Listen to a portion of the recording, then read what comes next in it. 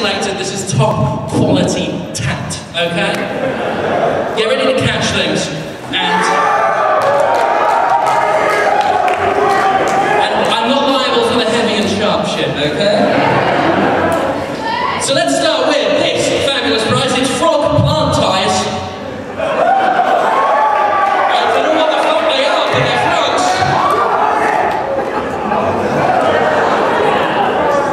What have we here? It's an extension tube. This will sort out all your plumbing needs, okay?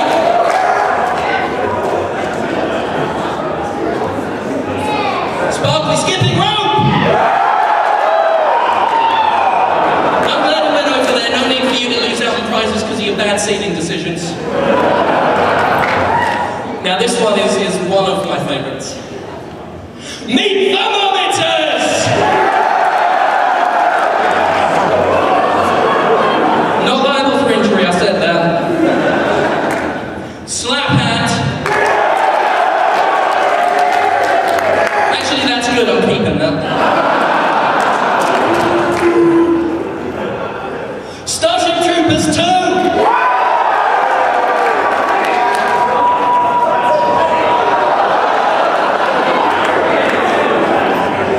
Holy shit, it's Thunderdome down there.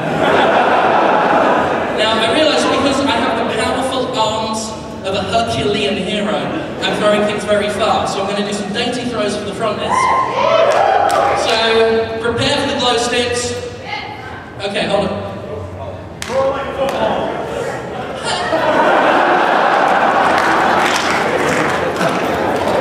And over this side, oh, extension cord.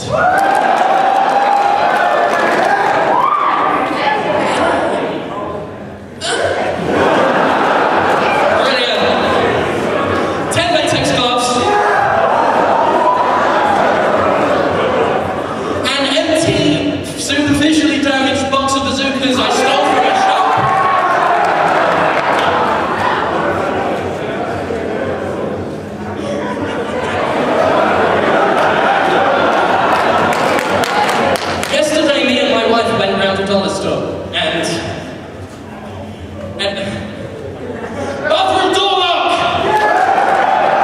Look how that one is heavy.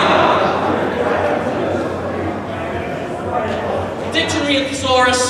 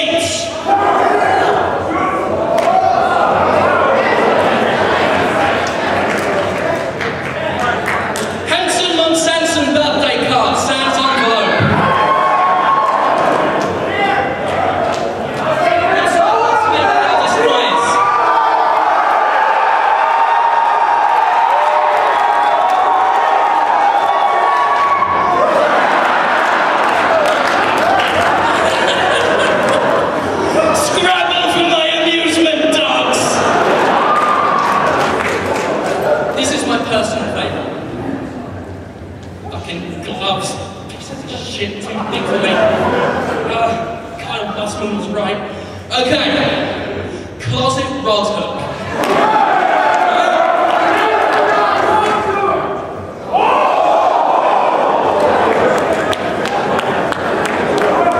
I'm wasting too much time on this, I was going to throw these out individually, but someone gets 10 plastic animals.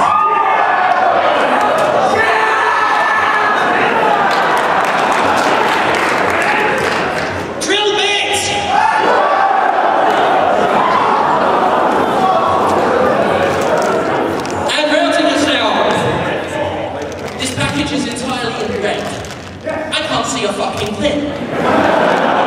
California sends hanging cars. That was a classic fake out. Oh, motherfucking there.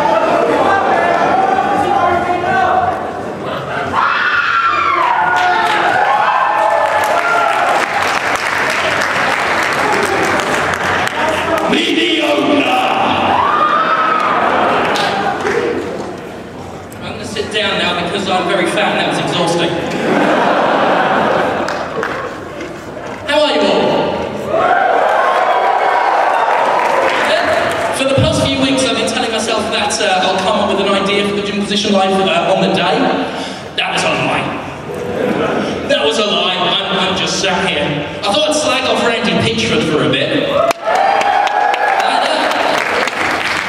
Thought I'd make fun of digital homicide for a bit. Alright, so let's talk about digital homicide. You're damn right. So, for those of you who don't know, digital homicide first came to the world's attention with a video game called The Slaughtering Grounds, which has a wonderful distinction of being in the top 10 worst games of all time on the Jimquisition, on Pro Jared's channel, and on Angry Joe's channel. Jimquisition. I didn't even know that one. Brilliant. Brilliant. If you know of any others, let me know. I'll add it to my list. Anyway, I covered that game and I called it absolute trash. And Digital Homicide hit my channel with a takedown strike. This is different from Content ID where they take the ad revenue. This was them taking the video down, censoring it, ostensibly, so that, you know, no one could see it because they didn't like criticism. These guys also did a Review the Reviewer video where they annotated my original Let's Play video and coined such wonderful phrases as Jim fucking Sterling, son.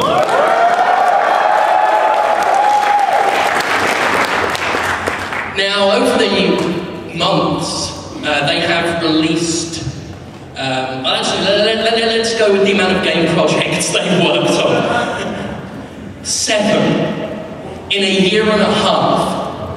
And this guy tells me he works hard. Their latest game is on Steam Greenlight now, and I've deliberately not talked about it until now, because I'm running a little experiment, and the results of that experiment have come in.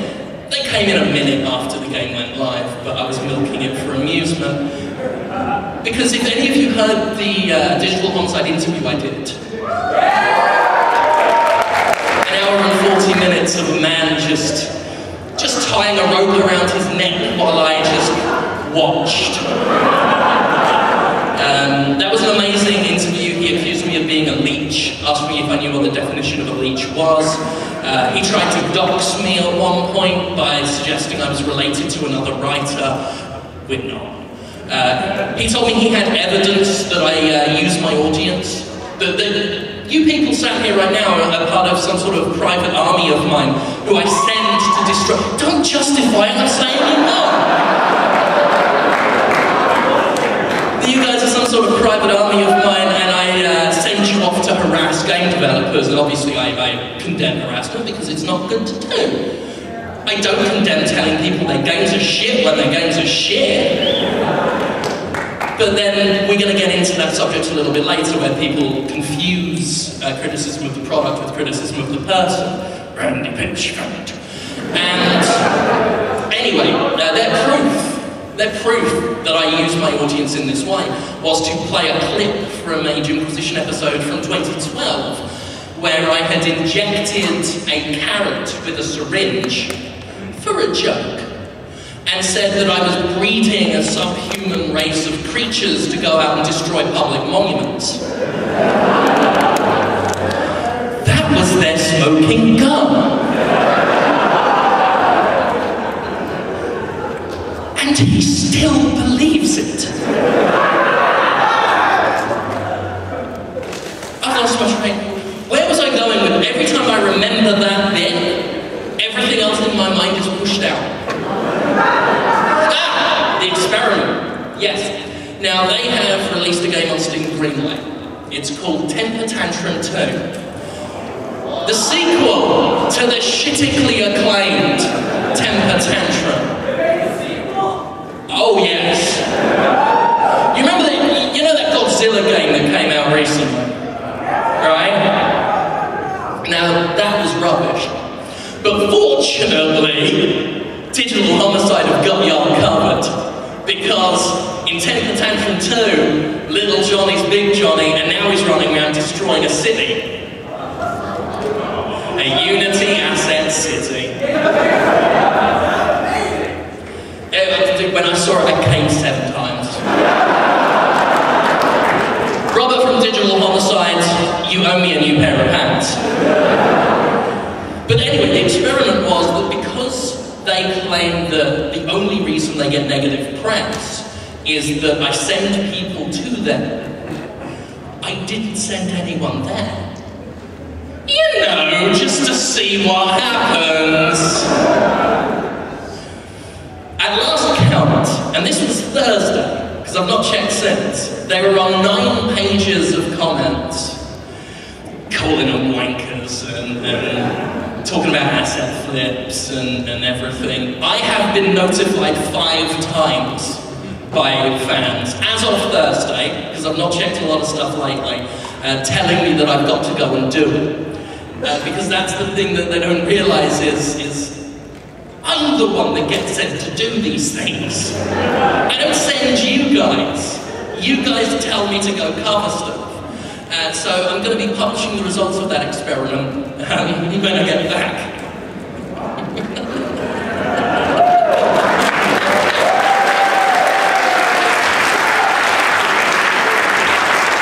Some people say that what I do with digital homicide is petty.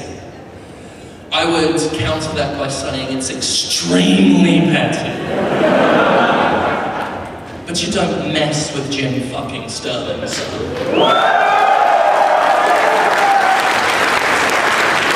Do you hear that, Robert? That's the community that you said was on your side. No, we're not! So anyway, I want to talk a little bit about how developers like Digital Homicide confuse criticism of the product with criticism of themselves. Because he took this very personally. He considers what I did a personal attack. Doesn't realise that when he escalated it to calling me a fucking moron who doesn't know how to review games and tells me off for not turning off the terrible music that was in his game, because apparently that was my fault.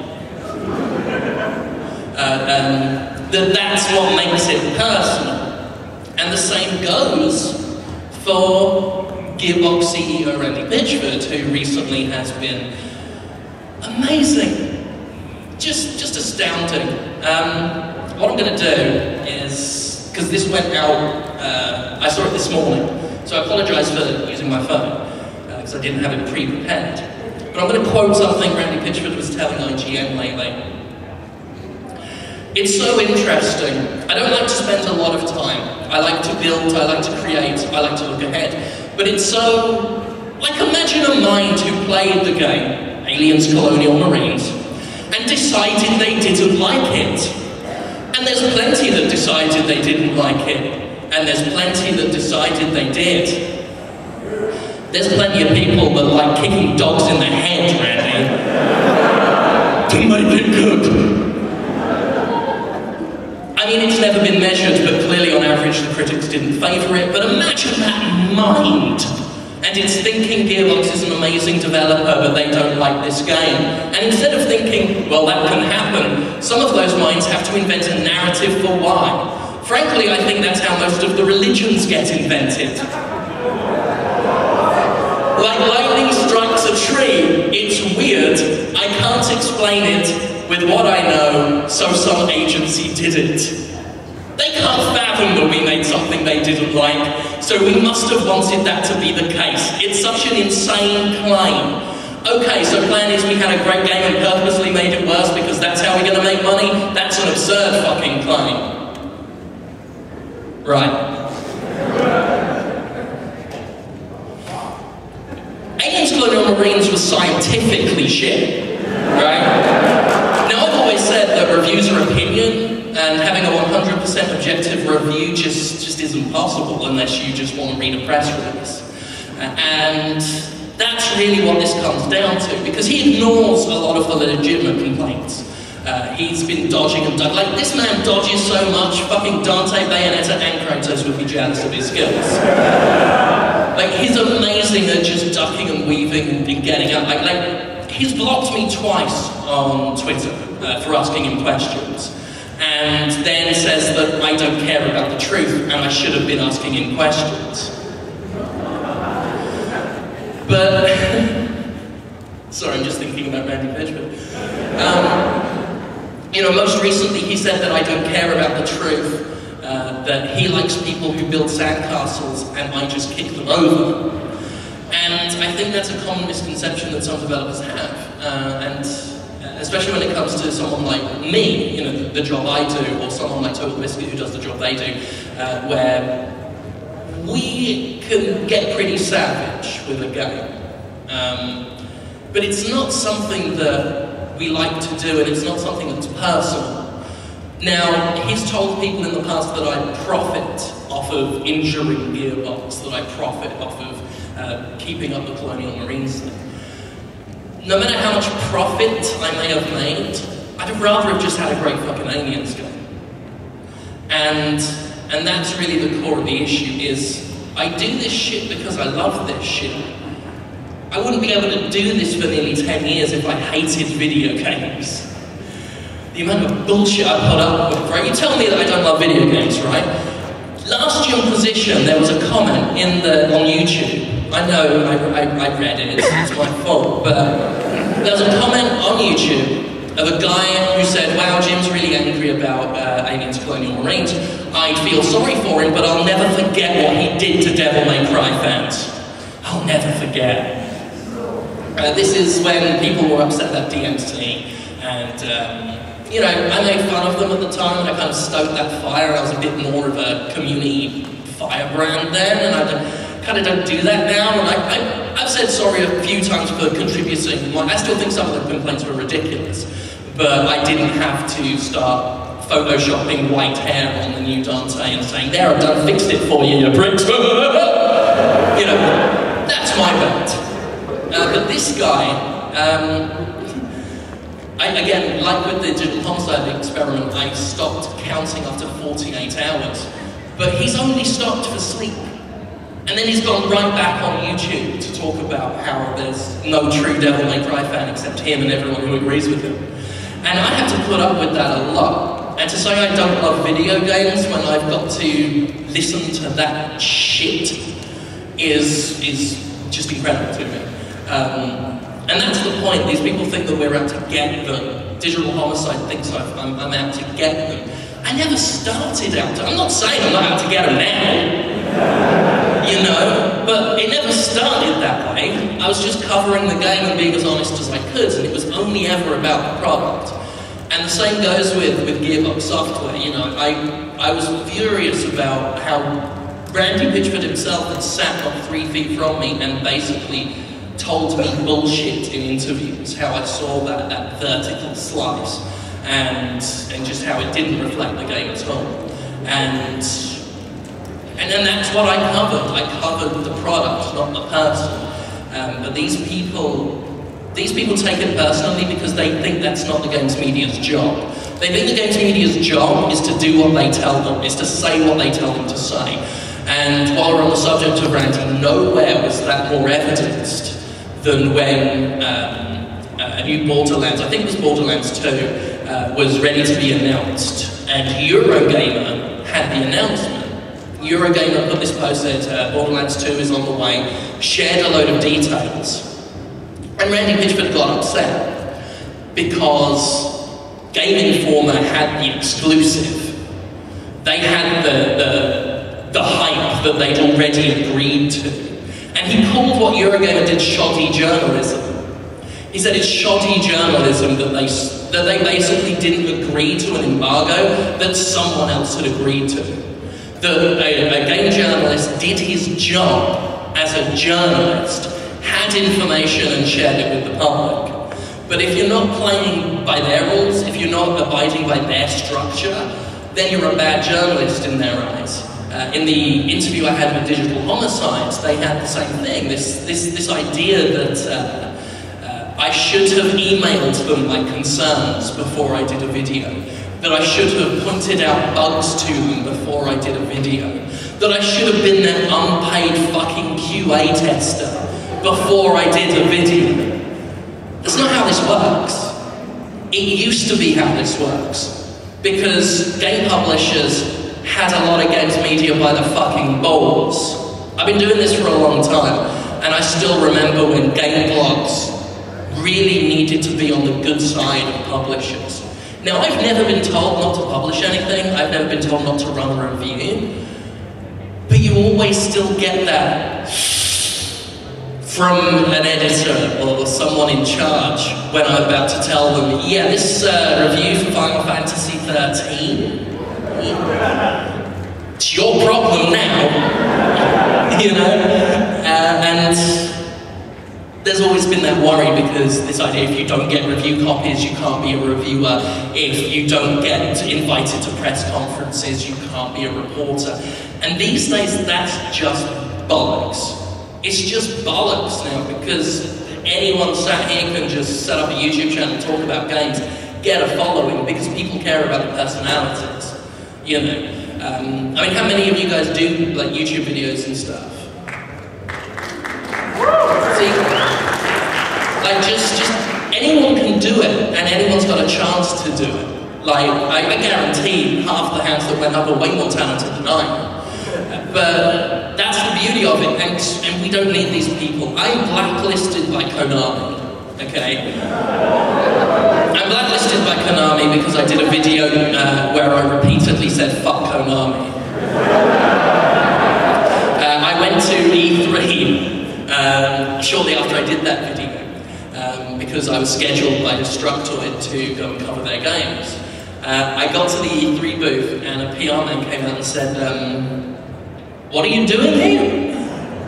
And I said, I've been sent here by Destructoid. And he said, you can't be here. And he was apologetic, I don't want to have a go at that guy, but he said, your video went east and then it went up. And I can't remember the exact name, but it was someone very high-ranking on Hideo Kojima's team. And I quote, said of Destructoid, fuck those guys. For the video, for several review scores that they didn't like, and because for a joke, for a week, I pretended to be Konami's head of PR. Because they're shit at PR, and I'm good at PR. You know, these are the guys that won't announce a fucking game. When Fuji had his game out in the States and was in the States, he didn't even know it was out and couldn't find a copy on stores. So I'm blacklisted by Konami, that's the long and short of that. That's fine. Hang on a second. Just opening up the Patreon page. I can afford to buy Metal Gear Solid 5, so I'm good there. Square Enix won't send me review codes anymore. They've never officially blacklisted me. If any of you have ever seen Always Sunny in Philadelphia, they're at capacity for me. They don't have enough digital codes for me. And that's fine, because I'll quote what a representative from Sega once said to me. Why would we blacklist you? You just buy our games and shit on them that way. You see, it doesn't matter. It doesn't matter anymore. The game has changed. We don't need that system anymore. It's why I'm so protective of YouTubers when I talk about, say, the Shadow of Mordor deal, if any of you have heard about that one, where Warner Brothers was restricting review copies to certain outlets while others were doing sponsored videos. And I don't blame any YouTuber for taking that. I mean, make money how you make money. But I just hate the idea of publishers trying to get their foot in the door there and trying to just get their control on that shit. And I realise I'm starting to sound like a bloody liberal with all this anti-corporate shit, but that's what I do. And I don't want to see YouTube go that way because it's represented this freedom. And we're seeing with more traditional blogs and the guys that have moved out, kind of following, you know, Colin Moriarty, Greg Miller and all those guys, fucking awesome guys, broke out of IGN, and are just doing their own thing. The guys at videogamer.com, who are just like, I love the shit out of those guys. Like Video Gamer TV, if you want to look up their stuff on YouTube, look up the Miller Report, the Burns Unit, Your Old Dahl, just look up their stuff. They're their stuff, they don't need the game industry to do any of it. And I think that might worry some of these people, because they had a lockdown on this shit. And we're seeing now with Digital Homicide, with Randy Pitchford, these guys they don't understand what's going on. They don't understand because we're not following the script. And I think that's fucking fantastic. And I think that they can go to fuck and get in the fucking sea. And as many of them can blacklist me as possible, because as I just checked, I could afford all of your games. So that's what I wanted to talk about, as I decided 10 minutes ago. Did I do all right for not coming on with a plan?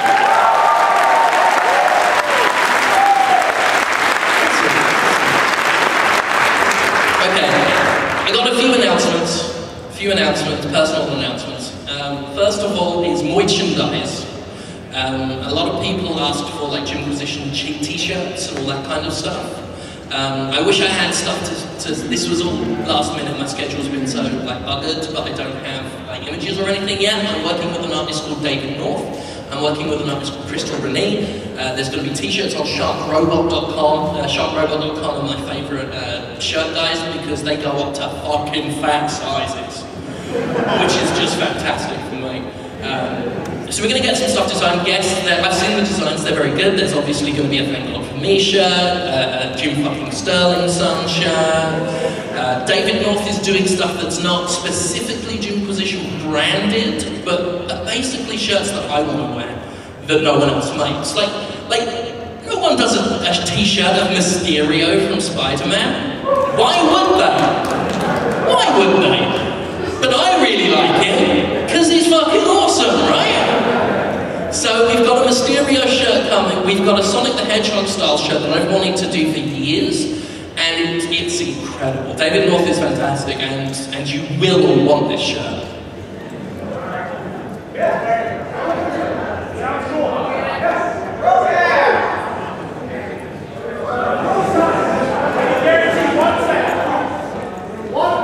Right, I'm glad we're at an understanding. Second announcement. Some of you may know that I do a little bit of voice acting on the side. I've done stuff in the Charnel House trilogy, in jazz punk. I'm going to be in Mike Biffle's volume that's out next month. And I don't know how many of you have heard of We Happy Few. Those of you not clapping are making a mistake, because you really should check it out. These are guys who, these are Compulsion Games, they worked on Contrast, and they did a Kickstarter recently that succeeded. It's a game called We Happy Few. It's basically Bioshock meets The Binding of Isaac meets The Stepford Wives.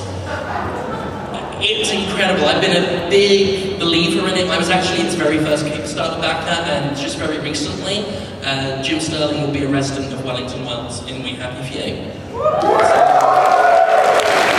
Full disclosure. Obviously I won't be reviewing it. Any future videos or any coverage I do of it will have that disclosure in and just get that bit out of ethics. Let's get that bit done. And the final announcement. I don't know, can you guys cue up the picture? Let's see if I can't see the screens. Has it come up? Yeah. Jim Sterling's Licensed Game Experience is a game that I have written myself, and I'm working with some professional developers on it. You know, it's not going to be a massive fucking game. You know, we start on mobile, go on PC, that type of thing. But that's coming out. That'll be my foray into a little bit of creative direction. So Jim Sterling's Licensed Game Experience. I sent the script to the developers and said, please keep talking to me after I've done this. Because I'm really worried it made me sound peculiar.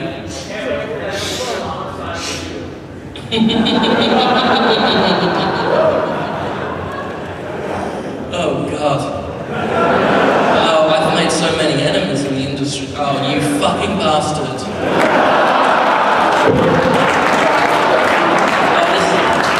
This is a mistake. Okay. I think that's it. I think that's it for announcements. Now, most people leave their Q&As until like the last minute, but we've got, as you can see here, 24 minutes. So that should be a good time to get a good little Q&A going. If you think I've done enough on my own, you guys all right with that?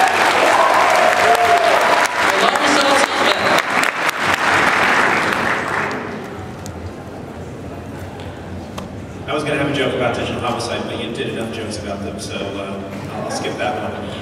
No, do it. Well, okay. So I only heard about 24 attack games because of you talking about at the end of your Jimquisition. Had I known that all I had to do to get a one-on-one with you was to put out a few crappy games and call you out on Twitter, I would have done that. It's usually the quickest one. Yeah. So recently I picked up a Wii U and a PS4, and I kind of feel like the games media kind of does an unfair spin on Nintendo. They kind of call their system failing, even though it doesn't really lag that far behind Xbox. They have lots of games that are over 1 million copies, and then the second they announce that they're working on a system, it's automatically the death of the Wii U, even though recently they've already been talking about Sony working on a system also. So do you feel like there's kind of like this double favoritism? Like they'll bash Nintendo on that end, but then praise Sony on doing the same exact thing? Probably. Yeah, probably. I mean, Nintendo's an odd one because they are so unlike other game companies. And I think that kind of, it often throws people for a loop. And I'll be the first to admit, half the time I don't understand what the fuck Nintendo's doing. And I think that's by design. I think that's how they operate. They live in this strange bubble that doesn't kind of obey the rest of the rules. Like I often think that maybe, rather than in Tokyo, like their head office is in Night Vale or somewhere like that. And they just don't quite operate on the same plane. And that can throw people for a loop. And so yeah, I think, and I also think when you say about how systems failing, I think that's a reflection of the industry as a whole, because we have an industry where a game can sell 6 million copies, and the publisher will say that they're disappointed in the sales performance and sell well. So, you know, you look at, say, the last generation, where everyone said how the PS3 was failing, it still sold a shitload. It just didn't sell as much as the others. But we have such an extremist way of thinking that if you're not in the front line, if you're not on top of the mountain, you're right at the bottom. When the truth is, you're probably just you're on the snowy bit. You're on the snowy bit of the mountain. You know, there are goats and everywhere around you. But I think that's what it is. I think it's a lack of understanding, and I don't think that's and I think that's ironic because, to quote a wonderful man, we should all please understand.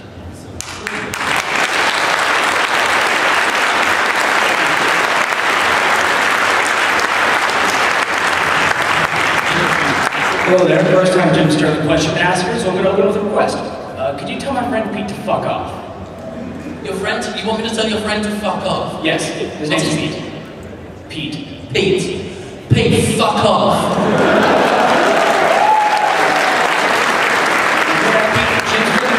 Bloody fanny. Let me tell you what I hate about Pete, right? Alright, he's so fucking full of himself, right? Sending his friend up to get me to slag him up. Arrogant Pete. That's what his name should be called. I think everyone right now should shout, fuck off, arrogant Pete. There we go. Alright, and what in terms of like, okay, what is your ideal news day? Either from the, I suddenly have so much more hope in the games industry perspective, or the, it's all burning down around our ears right now, but I'm gonna laugh the whole goddamn thing. So you are my ideal perspective on the game industry. What would be the best day? Microphone they've got is shit. It's not your fault. And I can't lip read right now because you can't see a fucking thing in these red glasses. I wear normal fucking specs. They're right here. I can put them on, but I want to look cool. Question. I like best news day. Like, okay, everyone's announcing games for the Wii U, or Digital Homicide has literally become a 5-headed dragon and is burning down his town. Gotcha. Great stuff. Digital Homicide Dragon. They finally succeeded something if they burn the city. I mean, they burnt their own reputation to the ground. They could do a city, no fucking problem. I'll take that. Thank you. First of all, I just want to say thank you so much for everything you do and for having Mysterio shirt designed, because I fucking love Mysterio. Damn right. He's always been my favorite Spider-Man villain. Mysterio.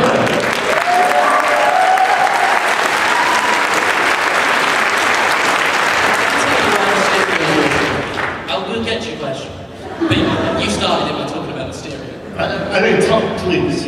Now, Mysterio, as written by Dan Slott, is just a beautiful thing to behold. Because, like Mysterio before, like, he was always cool. I always love illusion-y characters. Like, I love the Scarecrow from Batman as well. He's my favorite character. But Dan Slott kind of cottoned onto this idea that Mysterio inherently is fucking ridiculous, and just rolled with it. So this guy's just constantly making movie references all the time, and nothing typified New Mysterio to me more than when he takes off, he gets punched in the head by Spider-Man, the helmet cracks. He looks all haggard, grabs Spider-Man by the shoulders and shouts, "I'm dying!" and then just kicks him in the nuts and runs away. And that's incredible. And more recently, people don't often know this, but it's my favourite Mysterio. In fact, he rescued the Avengers. Mysterio's rescued the Avengers once, when he defected from the Sinister Six, because Dr. Octopus was dying and thought he'd just destroy the world for a laugh. And Mysterio realised if the world's destroyed, he won't get any money, so he joined Spider-Man, because it sounded like a cool movie idea to him. So he joins them. There's a whole bunch of Avengers, Tony Stark, Hawkeye, all these guys. And they've been brainwashed by Dr. Octopus. They've got a chip in their brain that's making them attack Spider-Man and a bunch of the other Avengers. And there's this big fight goes on for like a page or two, and then Mysterio's like, oh shit, I just remembered I've got an EMP field on my arm. Just presses it, and then they're free. And you've just got Tony Stark going, I've just been rescued by Mysterio, we can't tell anyone this. I fucking love Mysterio. But yeah, I'm really... I've seen the initial sketch for the shirt design, and it's fantastic, and you will like it. Sorry, what was your question? Oh, I was just going to ask, who do you think would win in a pettiness fight between Konami and Digital Homicide? I would love to see those two fight. And the passive aggression coming off those two would melt steel beams. Like, it would be incredible. I think it would probably have to be Digital Homicide, just because, I mean, Konami is awful and shit and terrible and bitter, and I'll have to look up thesaurus.com to come up with more words for them. But I mean, Digital Homicide takes it to a whole new level. Like, their level of delusion is just incredible. It's something else. So I think that they'd be the ones who. Hello, Mr. Jimstone. Hello. I was listening to one of your podquisitions the other day. And, as you should. Yes, it's very good. And I'm under the impression that you have extensive fantasies about William Dafoe. Willem, you might want to answer this one. I'm just curious to... Could you elaborate personally, like, what it is that you fantasize about?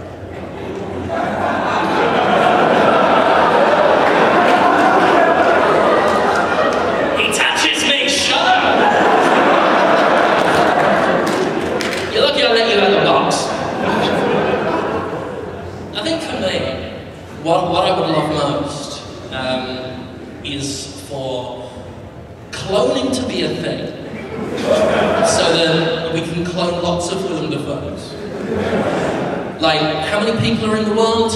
In the 90s it was 6 billion, it's got to be more than that now. 7 billion? That's a slow exchange rate. Right, 7 billion, I mean, it doesn't sound so much now, does it? 7 billion, right? We get 7 billion Willem Dafoes, probably have to be on Mars or somewhere. There's not enough room on this planet, but it's alright, we won't need all of him. We just need the face. Because it's not cruel. It's not cruel. Because I just want to cut off the face of all of the Willem Dafoe clones. The Willem de clones, if you will. So that they can be stretched taut by law over everyone else's face. And we can all run around going, ah! Avenge me! And then, oh, sorry, I've just come.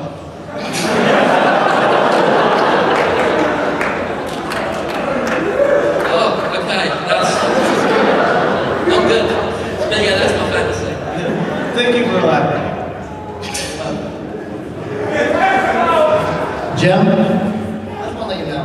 I know your secret. I've heard rumors around the convention. You are secretly a body pillow.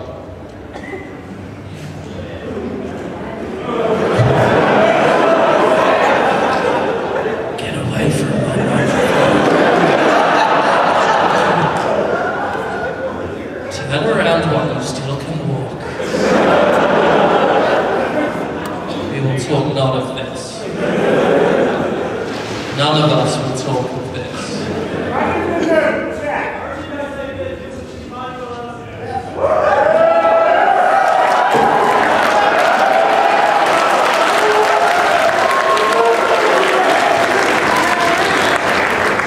I'll have a word with my merchandisers. Yeah. So after your talk with Digital Homicide, what else would you want to go face to face with? Let's see. Contrary to popular belief, I'm not that combative a person. If I had my way, I'd get along with everyone, you know. But I guess if there was someone I could sit down face to face with, it would be whatever anonymous coward that Konami made the call to blacklist me and never actually fucking tell me. So to the point where I had to hear it from my then editor-in-chief, David North, who had to hear it from a Western PR rep, who heard it from Japan. I just want to know the prick who said it, so that he could say it to my goddamn face. Hideo Kojima developed Metal Gear Solid 5. His name off the fucking cover is going to change that. Hideo Kojima, I said it, Konami, you can't stop me. Hideo Kojima!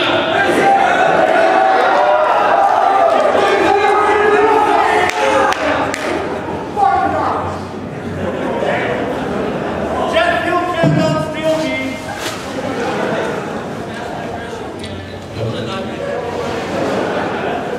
Hello. I was just wondering, because it's been on my head for a while, do you use whole milk or 2% milk?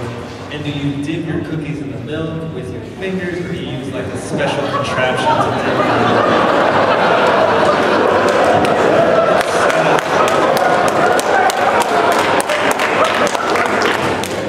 Just in my head.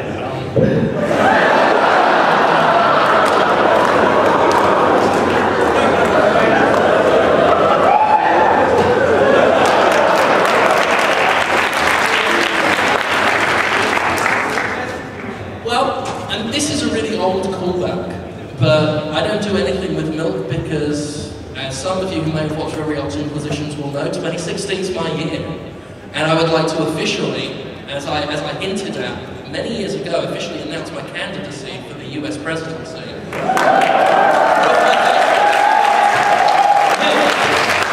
Sterling Milk 2016. Let's give America good calcium and strong bones. Mr. Skelton, Secretary of State. So yeah, that's Milk's my running buddy. Thank you. Hey, Jim. I love Me. you, but also Me again, just now. yeah, it's you voice acted. I'm blanking on the name. Something punk. Jazz punk. Jazz punk is awesome. What was the most fun you had recording your dialogue for Jazz punk? None of it was fun because I had like really bad flu when I recorded it. Now, and I don't have a professional studio, so what I do is I have like heavy blanket duvets over my head, encapsulating the screen with the microphone there to reduce the echo. I don't bother doing it for Jimquisition, it's too much fucking hassle. No one's complained, so fuck it. But so I was in there stuffy and hot with this bright glaring screen. I've got Louis Hernandez, who is the director, on Skype listening to me, asking me to repeat lines. Now, when I get any kind of head cold, My throat feels like it's got a throat infection. Even if it doesn't, like it tightens and it's constricted and it burns. And one of the characters is Rita Repulsa. So every time he was asking me to do another take of fucking, after 1,000 years I'm free! Time to conquer Earth! I was like, fuck you, Mr. Bermudez. Oh, fuck you, this is so much fun, but fuck you. And so, I guess that's simultaneously my favourite and my worst bit, just because it makes for a pretty damn good story. I had no idea you didn't read Repulsa in that game. It's very hard to find. I had a cold and it really hurt. No one finds it. If you ever play jazz punk, if you find the character that it's pretty easy to find. The guy who wants you to spray cheese in his mouth. It's, oh, spray cheese in my mouth. All that kind of stuff. If you go around from him, there's a swimming pool with a wet part and there's a fruit hat on it. Click on that and then I pop up and I throw fruit at you and you hit it with a samurai sword like Fruit Ninja. While I'm just shouting Rita Repulsa things at you. So. Well, I got something to do when I get home. There you go. Thanks, man. This is the first time I've heard about your licensed gaming experience. What kind of game do you want it to be, if you have any control over the development? Sorry, what was the game? The licensed game experience that you just showed. Oh, licensed game experience. And to you, the question, because I was so busy trying to work out what you said on the first bit that I then forgot what you said on the second bit. Sorry. Now, what kind of game do you want it to be? How much control do you have over the development? Basically, the guys who, I can't say their names yet, they're not ready to talk about it. They're pretty experienced guys, but they basically said, just come up with anything. Do whatever you want. They asked, their only asking point was that it be related to Jim Sterling, which, because of my own insecurities, I was like, no one will buy a Jim Sterling game. But I tried to find a way to balance that by giving it this extra edge that it's got that I won't spoil too much about. But yeah, they let me. Oh, you're saying, okay, that's you. You're cutting me off there. No, you done? Have I said enough for you? You're alright, God bless you, God bless you.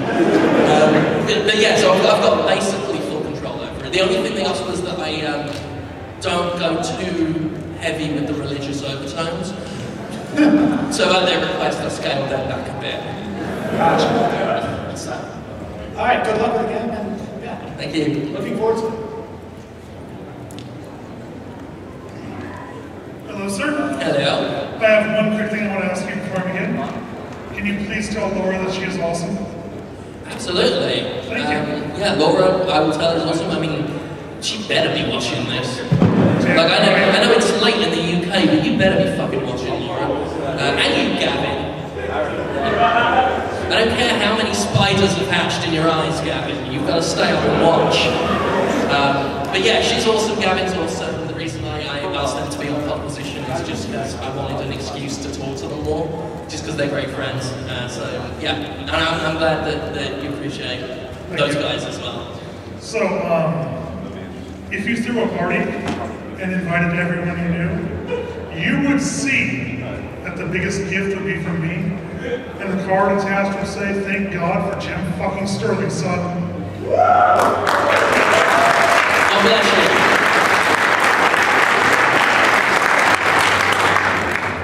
Hey Jim, I don't actually think you have to worry about Konami anymore. I don't think they're a video game company. I think they run health clubs or something. That's why. I don't even think they know that I don't even think they've ever known their video game developers. I honestly think so too. And second off, the digital homicide thing, I only listened to the last couple seconds because someone posted on Twitter or something. Are we even sure that was the real digital homicide guy? Because it sounded like someone was telling him what to say. There was another guy there. Yeah, there was another guy there. There was another guy there. This is some guy who found on the streets. Some people think that I was, maybe a bit too cruel with with Robert, but they don't realise that it was a 2-on-1 fight. You just didn't hear the other one was feeding him from their 13-page dossier they've got on me, and they still couldn't claw a win. From what I can tell, because it's well known that the guy in charge of digital homicide goes by the name of James, and Robert claims to be the programmer, so it's fairly certain that they're a two-man studio, so I don't doubt, especially, I mean, otherwise he was a fantastic fucking actor because he sounded like a silly little boy. I mean, like, genuinely, if he was just some dude off the street, like, I've got to start hiring people off the street to do my job for me. So I think they're a two-man group, and the other guy, because I know the other guy is the one who hit me with the claim and everything. So I think it was them working together and he was feeding him stuff. So I do believe it was him. Hello, Mr. Sterling. Jim, if I may. Sorry. I was wondering, as you and a few other people like you, they're kind of funny, like Movie Bob and a few others, starting to leave their online games journalism, their original outlets, to strike it on their own. What do you see within like the next, I don't know, like 5 years at the most, happening to more traditional game journalism outlets like the ones you've worked at previously, like some of the bigger ones? Maybe they won't get injured as much or hurt as much, but what do you see them happening to them? They've got to adapt. You've got to adapt and survive or you die. I mean, you look at things like GameTrailers.com. Now, these guys used to roll video content, but when YouTube came out and made video viewing easier and faster and more convenient, they never really gave up their player, and their player isn't very good, but they could run their own ads on it and make more money on it. Some of the sites I've worked at have struggled with this, where they have their own video players, because that's how they make their money, because they can't make money off YouTube because they don't kind of understand how. So they stick with their old video player that no one fucking likes, with ads that are worse than stuff you'd find on YouTube. And those are the guys that are going to tank, unless they find a way out of it. Like, you've just got to evolve, and I understand the resistance to that because it's a threat. And I used to feel that way. I mean, you look at what I do now, and you could just imagine 5 years ago, I used to protest with Destructoids because they used to go, videos of the future, and I used to be, I'm a writer, damn it! You'll never catch me doing videos. But if you can't adapt, you won't survive, so I think that's what it is. And I think a lot of people realize that because the old business model is so page views driven, and so ads driven, individual people don't matter anymore. Because ad blocks are a thing now, so it doesn't matter how many views you get on a page anymore, because most of it gets blocked by ads. So they want to look at sponsored content or BuzzFeed style articles and that kind of stuff. This stuff that just drives people in droves without any personalities. And there's no room for people like me in old media, I don't think, or at least there's less room. People, you wouldn't think it, but you look at the places I've worked at, and I'm surprisingly disposable there. Because page views doesn't matter, it doesn't matter how big an audience you have anymore there. And I don't want that to be the case, because my audience is very important to me, and I don't want them to be considered just chaff in the wind. So I think it's important that people are going to this model where the audience can support guys directly, because that's value. That's the only way that people who can draw a crowd can really feel like what they're doing is worth it. Because it's heartbreaking to work at an established outlet and just be considered disposable because you won't tell them that your latest video is sponsored by Mountain Dew. So, yeah, I think that's I rambled a lot in that. I'm sorry if I didn't make any fucking sense. But, yeah. Adapt to it, I'm showing up as 0000 on here, so I think I fucked up by rambling. Let's do, I apologize to everyone, but we'll do one more, and then I'll be in the autograph #1 room or something, and I'll sign things, we'll talk about shit. Hand jobs are negotiable. So one more.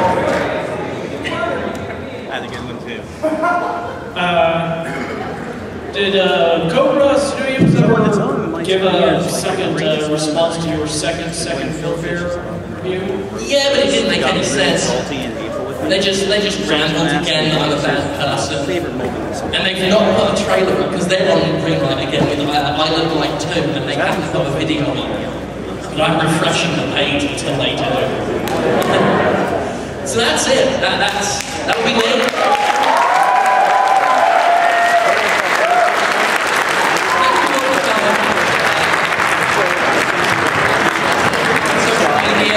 Simultaneously encouraging me, because this is the first time I've ever done a solo thing. But